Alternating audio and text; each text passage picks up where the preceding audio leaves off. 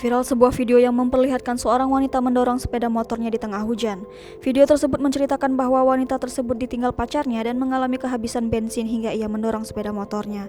Video yang diunggah oleh akun TikTok @ziziki itu menjelaskan bahwa perekam video sedang menikmati makanan seblak di pinggir jalan dan tiba-tiba hujan deras datang.